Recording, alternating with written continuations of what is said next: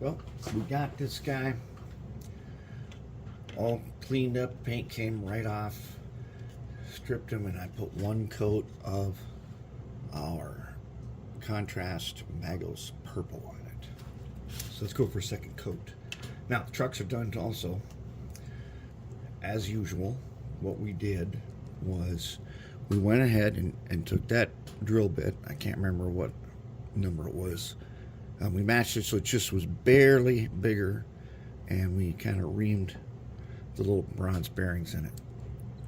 So that's good to go. We'll have to tighten up this piece of spring steel here. We'll tighten him up. Take it over the drill press and we'll put a nail in, and we'll peen this rivet that holds it in place.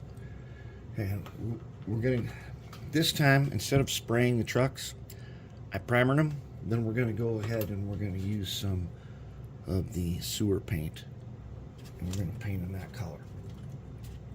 But let's go ahead and do the purple coat 2.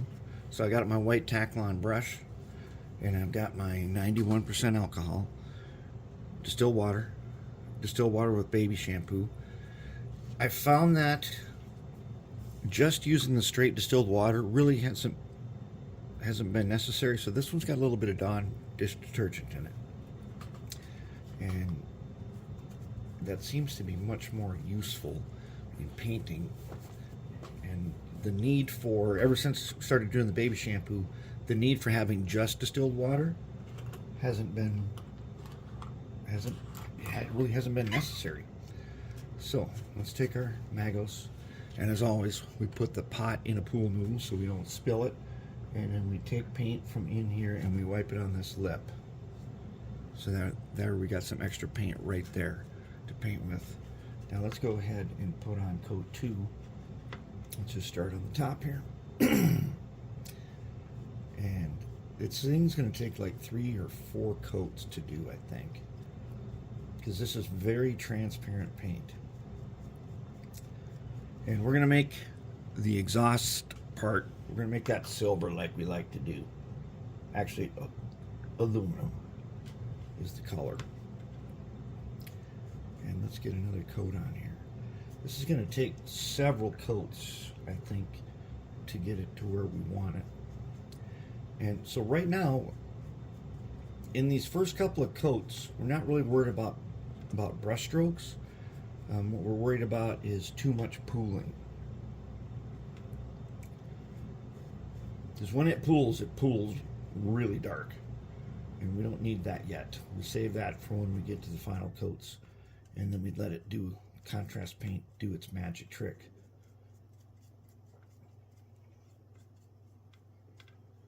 And if you recall, as I've said many times, this stuff dries really, really fast.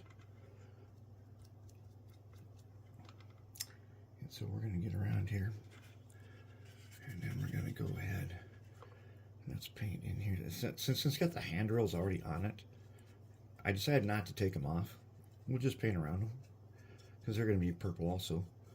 And then we'll come back and we'll detail the ends of them white. And I think this thing has named itself. Now, I had plans on the drawing board, well, they are still on the drawing board, for Pug to get helpers named Dewey and Ox, and I think what we have here is Ox. I think this guy is going to be our Ox. And Ox is Pug's helper. This, because it's such an old school one, there's so much room. When we go to mount the motor, and we're going to shim it with lead, it's going to be heavy. So it's going to have some good power. Plus, it's a little bit bigger, or it's a little bit longer than Pug. And so, I let gravity come down, we'll get pooling, and we'll just wipe that up a little bit. And I think this is going to make a great, this will be our guy.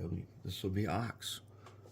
And Ox is going to be Pug's helper.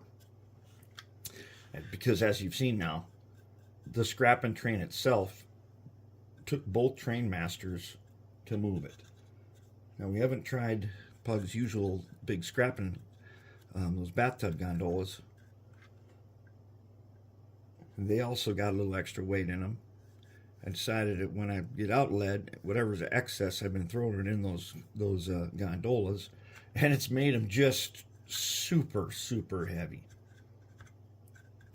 In fact, they're almost impossible to push, and having a locomotive on each end, which is normal operating procedure around here.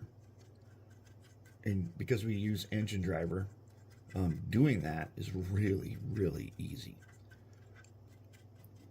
It's a very easy operation to use two locomotives, distributed power. And he's going to run. That's going to be pretty good.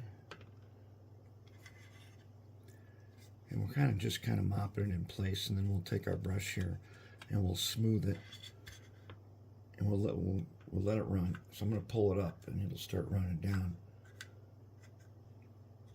And it's going to give us that special effect that we like.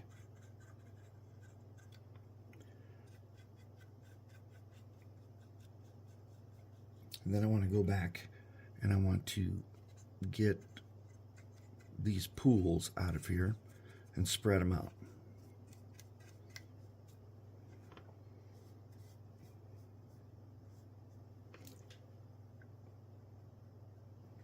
So I'm going to go ahead and I'm going to do one coat. I'm going to do coat 2, and then I'll go ahead, I'll do this, and then we'll come back and we'll do coat 3. Now this is the 999th video that we've ever done. So that's kind of a lot, and for video 1000 we got to do something a little special. I don't know what that's going to be yet. We'll figure that out. And as you can see, there's a look at how the special effect works. It starts to run like that. I'm not really ready on this coat to have it do a lot of that.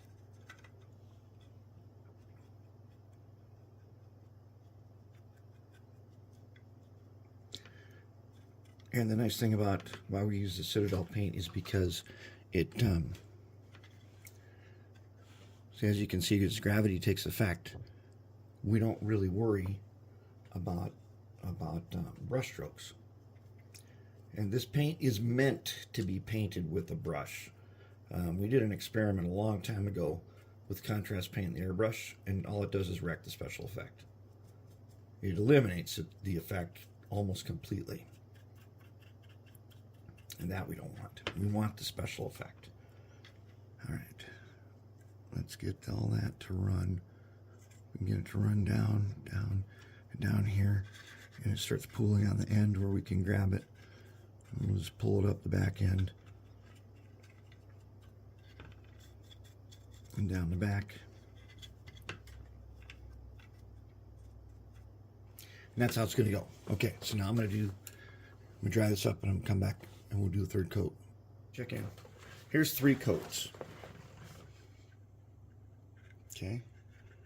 And right now, it doesn't even look like it's going to be anything. It looks kind of messy. That's okay. We don't worry about that with this contrast paint, because we're going to do some we're going to detail a few of these items here, and we'll get these grills painted in. These, we'll do our aluminum right here, and then we're going to clear coat it.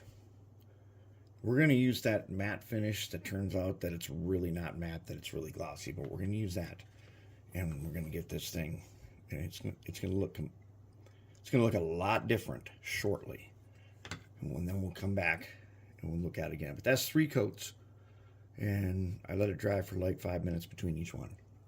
One of the harder parts to do is detailing the insides of these fans. I'm going to show you a little trick here that will help you do that. And I'm using the sewer paint. I got my brush here, and this is right here is baby shampoo in distilled water. I'm going to dip my brush, just the tip of it, in here, and I'm going to get it, and I'm going to get this water and the shampoo in here. And that will break the tension of each of those little areas in the grill. Then I'll take just a little bit of my paint, just touch again to the water, and then it'll fill in. Oop. Get a little more, and then it'll fill in nicely. Not only that, it won't, the tops of the grill will still be nice and visible. Just like that. And then I'm going to take a little more distilled water, and I'm going to go across this little dome on the top there. So it'll be a little dirty, but it'll still show purple through there. Okay, and let's try that. Let's try that on the side now. So now we're going to we'll do this big one.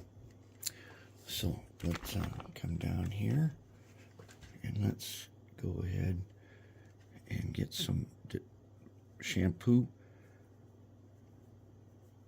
and water in here till it's all nice and filled in.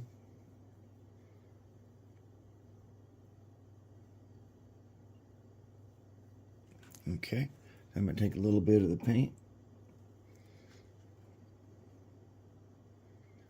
and I'm going to go ahead and I'm going to fill it in.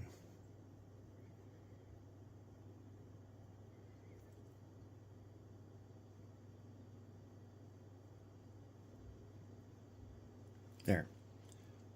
Now it's just the way we want it. Do that again on this one.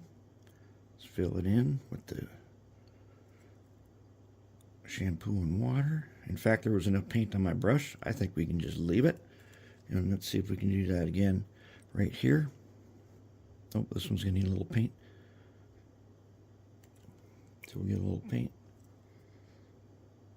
It'll mix in with the water. And there we have it. And that's how we do some of this detailing. And get it to turn out nice. Now I'll just leave that sit, because that's gotta evaporate for a little while, and it will, and then it'll be great. All right, now I want to show you a little trick that I like to use when I'm going to do cab sunshades. Sunshades are notorious for breaking off.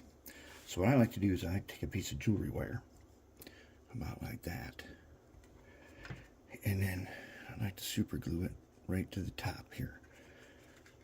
And so what I'm going to do is I've got my super glue towel and baking soda on there if I need it. But I get it started a little bit, and then I'm going to go ahead and I'm going to just put a little bit right across the top like that. Give it a sec, and then I'm going to put this wire right there. Just like that.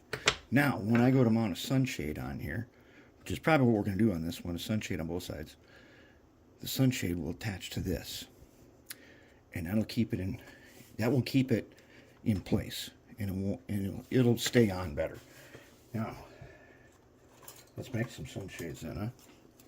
Let's take some of our oyster tin. And let's go ahead, measure it out here.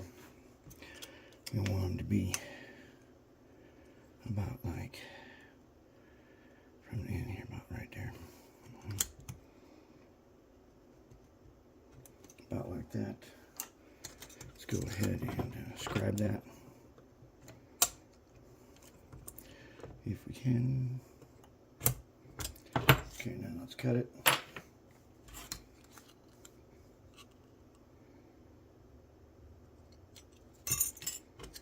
Okay.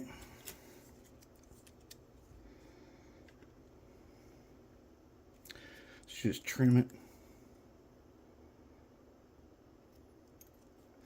about like that. Now let's cut off a sunshade. Let's say this one will be about like that. It might be a little crooked, who cares? We'll get that fixed in a second here. Let's get another one. Now we got our guys, and then we're going to go ahead and we're going to trim these corners. Okay.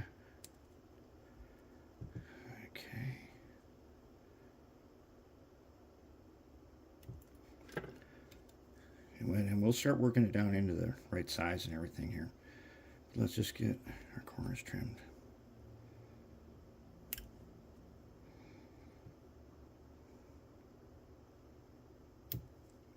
Okay, now let's check it. It's too big right now. Let's go ahead and see what we got. See if we got the right width, just a little long. So let's go ahead and trim it. Trim it. Okay. That'll be our right length. So what I'm going to do now, what we're going to do is we're going to get some bending pliers. We're going to go ahead. We're going to put a bend in it, and then we're going to trim it again. So we're going to put a bend in the end. That ought to do it.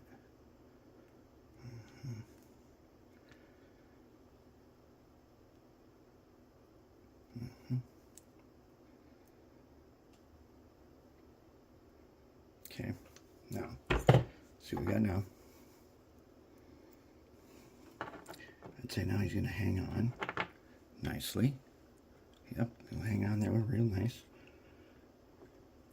Let's tighten up our bend. Okay, that's going to be our sunshade. And I'm going to go ahead and trim the bottom just to make him just a little bit neater.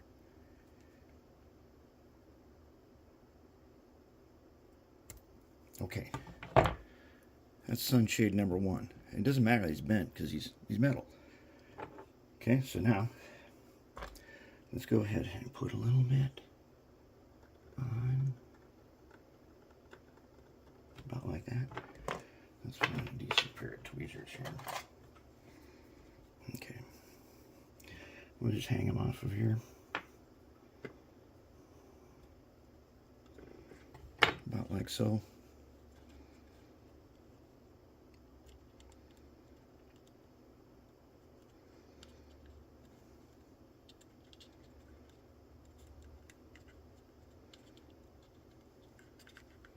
Something like that, and that'll be fine. I don't mind that he's bent all the way down like that. When we detail him, he'll look good. He'll be great. Also, it'll cover up the fact that inside there is a little tab that holds the roof on, and now you can't see that tab. So let's do it to this side. So first, let's go ahead, put our bend in here.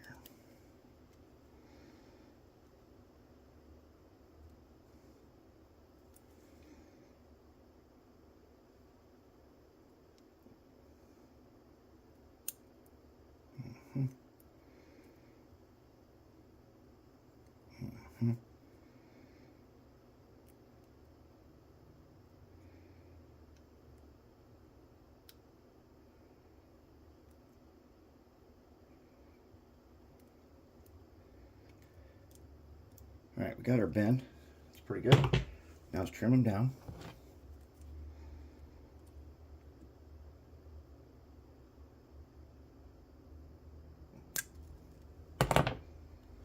That's going to be our sunshade.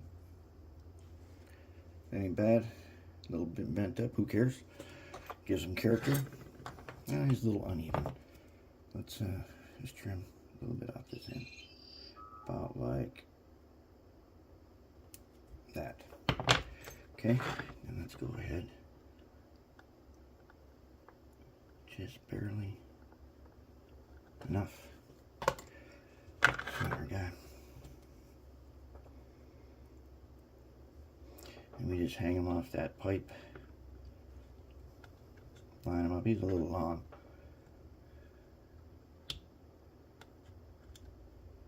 But he'll be fine. He'll be fine if I can get him to stay.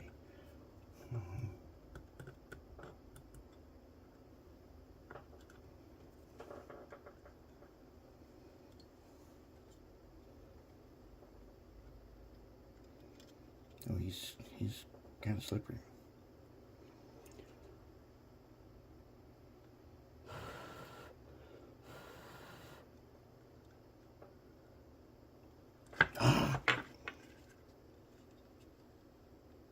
We'll get him up there.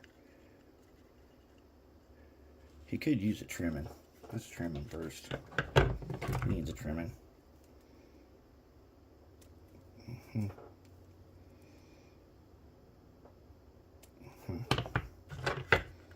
let's get him up there. We still got glue on there. Let me just line him up.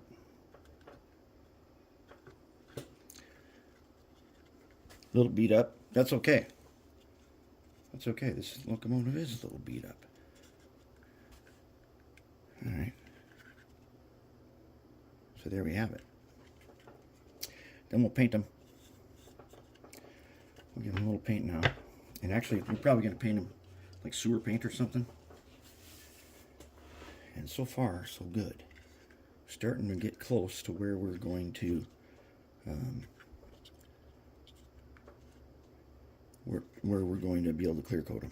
So we're getting there. Well, while I was getting the couplers, these coupler mounts are the kind where you need to go over the top, and you have to grind back enough so that you can get it to the hole, which you have to drill and tap. While I was doing that, I broke the frame, broke this part off completely. So I tried the JB weld fix, and it was bent, so I had to do a little grinding to straighten it out and stuff. And then I heat cured the JB weld for not quite 2 hours. Right now it's workable, and I've gone through the part where I've filed it a little bit here and there. And what I'm going to do to help it cure better, I'm going to take some pieces of our tin, and let's find the tweezers that can pick them up. So I've cut a few pieces of oyster tin. Okay, that was just a little too wide.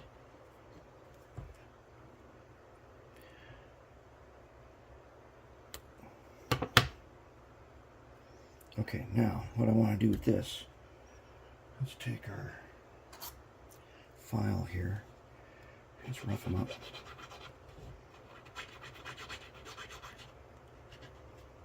They've got a coating on them, you know, for being food safe now. We need to rough that up.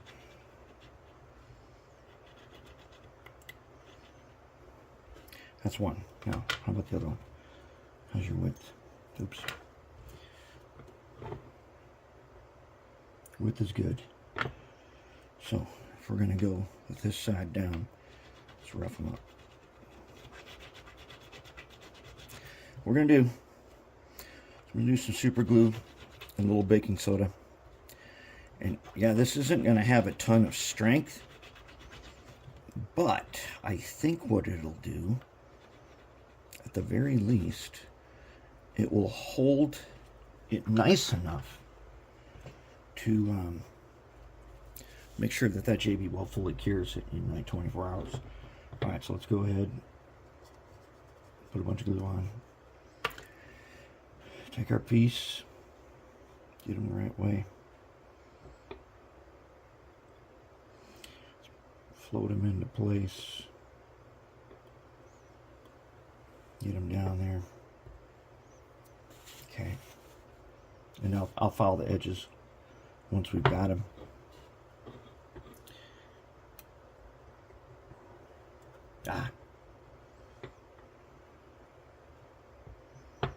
Okay. Let's do the same thing on this side. This side has a spot where it needs a fill. And for that fill, I'm going to use baking soda. Kind of like we like to do. And you get super glue and baking soda is you can file it.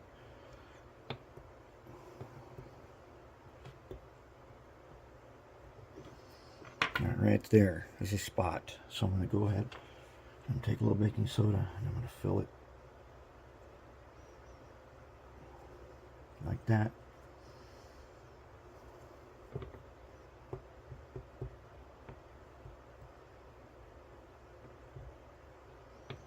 hold them down nice.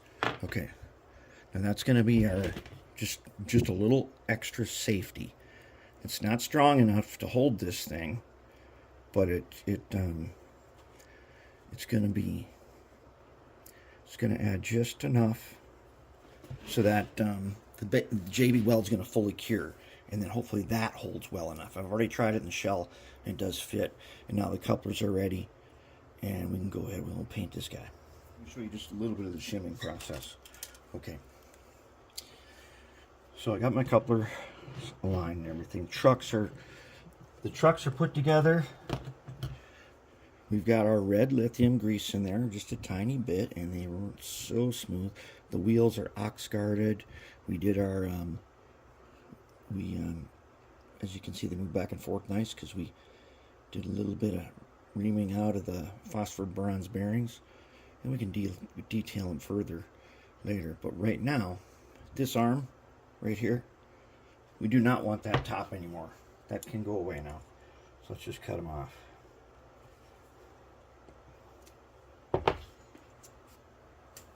Because right now he's getting in the way. And let's take this one. Let's take him off. We're still going to solder to this post, but I don't want this post on here. So let's just take him off. I don't want that top platform on there. We're not using it, so we don't need it. Okay. Now, I'll take this over the grinder in a little bit and smooth him. All we got to do is remember this flat side faces towards us when the locomotive is facing to the right. And then that is correct. So now what we want to do, make sure that we are facing to the right. Remember what I said about that little knob right there? That's our front. Okay. Now we got to put the worm gears on for a little bit. If we can get them in there nicely without messing up our frame. There we go. Alright. That's one. Let's put this other one together. I already put a dot of our Marvel air tool oil and did these bearings for the worm. That's really important because it makes it so much smoother. You'd be surprised how much smoother things are when you use that. Now if I can get him right into his spot, we can test it. We can set the height. There. Okay. Okay, now they're in their spot. Okay, as you can see, worm gears are, that frame is a little bit warped there.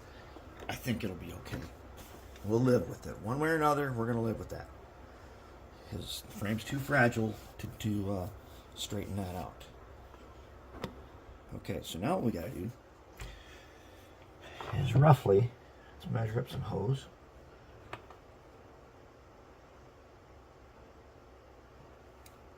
We got our silicone food grade 1x4 millimeter hose. So what we're going to do, let's put it on the worm first. Let me show you right here how we're going to do that. Alright, so I'm going to take my jeweler's pliers and squeeze it. And then I'm just going to work it on there. Just like that. Tell you what, using this hose instead of drive shaft and U-joints and stuff, it just makes for a way better locomotive.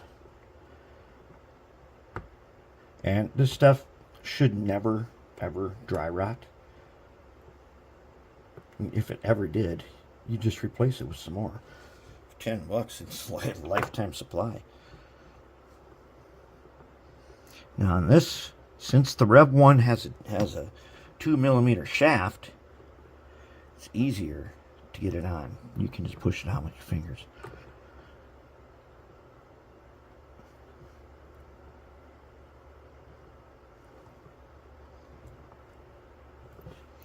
Okay, Now, do we have them where we want them? Pretty much we do. Oops. Let's turn you back. Okay. All right, now we got to get them to the right height. Okay, so to do that, we're going to take some lead. And I got this lead stuff here. How high up do we got to go? We got to go about that high. All right, let's see how much that is. Let's take this big guy. Mark him. About right there. Ah, we need the big chopper for this. We want a nice cut, so let's take our big chopper. And let's make a nice cut here. Right here. There we go. So that's one. Let's drop him in there. There's plenty of room. There's no need to do any milling of any kind. Okay, how high are we now? Not quite there yet.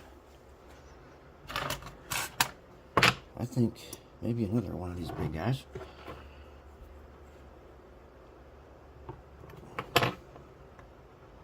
About right there.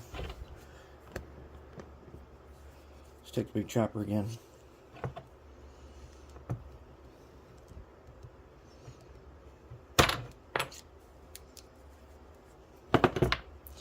Drop him in. Ooh, now we're getting somewhere. Okay.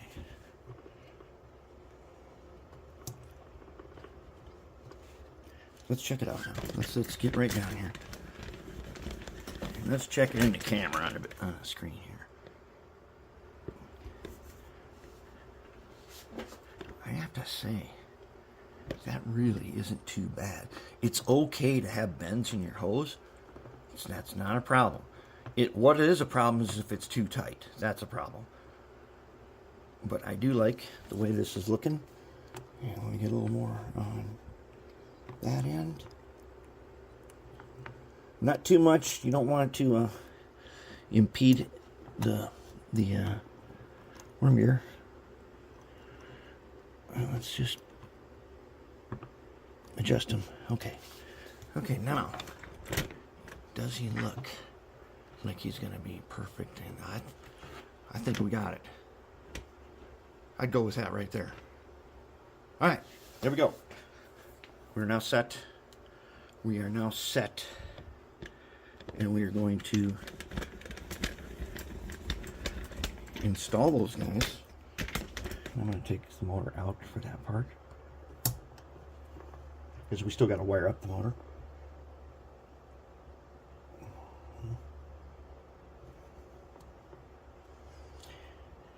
Okay, let me show you something.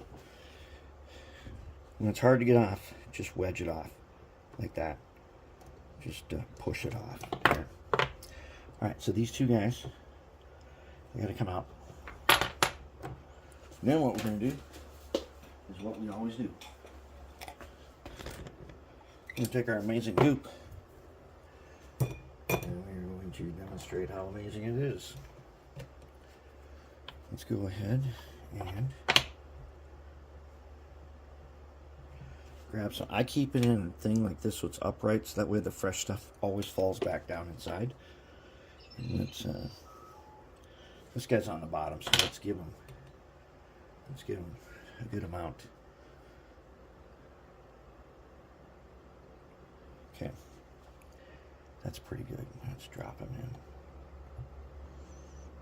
in.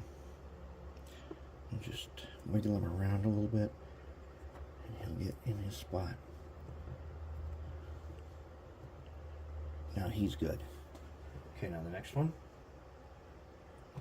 His has to be a little flatter, so we'll spread it out a little bit. That ought to be plenty. And then we'll just kind of wiggle him around until he flattens out. And he takes his spot. There he is. That's it. Motor is shimmed. You can use whatever you want to use to shim. Go right ahead. I'm using lead because I have it. You could use something else. But now we are set up. One thing I like about this GP35, the motor sits down nice and low. That means we got upstairs room to do stuff. We may even have upstairs room to add a little lead weight in the shell, which would be cool if we could, because it'll give them some more pulling power. All right, so now we wait on him and wait till he's nice and cured up. I'll give him 20 minutes or so. That'll do the trick. All right, I've made some work platforms. As you can hear behind me, there's the Cricut making the decals. That's white decal paper, and we're making them to match Pug. Okay, so let's take a look here at the work platform. Okay, so this will go over the motor. That's for the bridge rectifier. And this is where the decoder goes. I made an extra one just in case. I should have used something thicker because this is a little flimsy, but I think it'll be okay. And then at the same time, we got the motor testing right there. It's broken in. This is a totally untested, unused motor, first time being run. And up here, we're looking at what we're doing. At 9 volts, we're starting to drop down below 0.05 amps. That's getting pretty good. We'll let it see if it stabilizes around 0.49, 0.48, something like that. And then what we'll do is we will switch it around for the other direction. So then it will get run both ways. So that's going to be pretty good. So far we're on track. Here's where we're at. So I fixed the frame again. I painted a bunch of liquid electrical tape on here, painted her up again. Everything's ready again. I got it straightened a little bit, and I did another fix on the top, and hopefully that's going to do the trick. Then I went ahead, wired the trucks in our usual way, where we use we use a file, we use acid paste, and we get our wires on. Motor wired up. Platform pretty much ready to be installed. I could go ahead and install the motor and the trucks probably any time now. And first set of decals in place. Ox is starting to show. Alright, we're ready to mount this motor. We've got our red wires, black wires. Everybody's ready. We got our drive shaft on. Now here's the neat thing about this. When you use silicone drive shaft, it automatically centers the motor. Okay, so all we got to do is goop it, which we can do. So we're going to take some goop from our jar here. We're going to take some good fresh stuff, about like that. And then we're just going to paint it on, about like that. And we're going to put them on there. Okay. Here we go. Now let's just straighten them out. Straighten out the trucks. Straighten out the motor.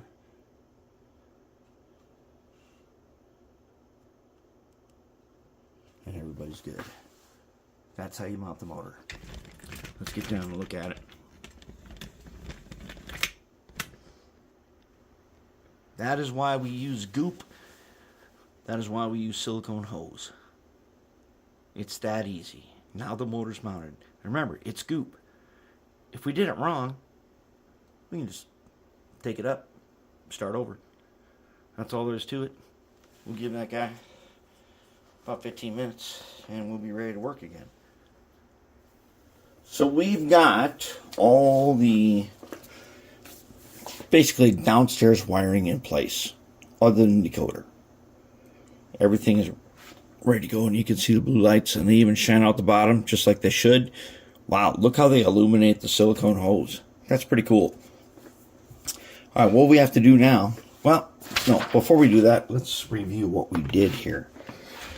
Okay, so as you know, we use a platform.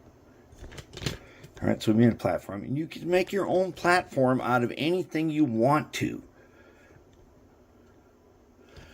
So here was the basic platform.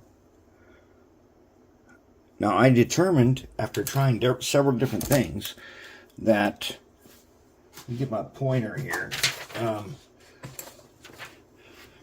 I put the capacitor right here in a new hole. From now on, I'm making that hole in advance so that the capacitor fits right there. It helps keep everything much more lower profile and makes it easier. Plus, I did learn the hard way. You need the capacitor on here first before it ever touches these strips. Alright, so then the bridge rectifier is wired up to a 2-pad PCB. And I've got them wired across with some jewelry wire. And there's the truck power. So we got power up from the trucks. The motor is connected, and that's good to go. Everything works. Everything's good to go. And here's our DCC board that we're going to wire to. Now, what we have to do next is we have to make this guy. Okay, so I use my bird's eye drawing paper, and I make this upside down so that when I am wiring it up on the table, all I gotta do is follow instructions. And here is that piece. It's full of rosin flux. But yeah, that's how I'm making it. So that when I turn it upside down like this and put it in the top, it's just right. That's what we want. So that's where we're at on this. That's pretty good. And yeah, doing that makes all the difference. And I saved this in my lab book. And that's where we're at. I'm going to go ahead and start working on them lights on the top and the upstairs. They're going to be good to go, and we'll see what happens next. All right, we're up to the part where we're going to do some upstairs lights. Remember, we got our plan here that we've drawn out. And we got the lights wired up so I can show you. So here's our board upside down, because when we go in, we're going to flip it over and everything will be right. So I made it just like that. And that's what it looks like. There he is. Okay. Then, the plan is to take the fiber optics, which I cut a few pieces, and then I held them over some heat and made some little lenses. They're going to go through the front, and then I've got some heat shrink, and I'll put our light in there, and then this sleeve, it'll be like that. I'll just melt it a little bit. That'll hold it together inside the shell. And it'll just be, maybe even put a dotted group on there to hold in place. And be ready. Okay, so I've got everything wired. I'm going to go ahead and start cutting it to length, and then I'm going to put it in, and then I'll show you in a second. It's ready to go together. Everything's in. Let's take a quick look, one last look before I close them up and program them. So there's our wiring. Our decoder to his PC board, bridge rectifier, capacitor, cab light. We've seen the blue underlights. We've seen inside the top here. Time to put it together and see if it's going to work. So let's do that.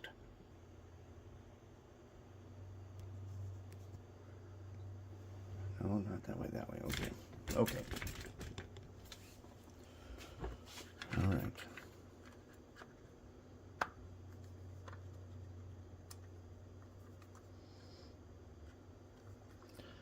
There. Is he in? Yeah, he's in. All right.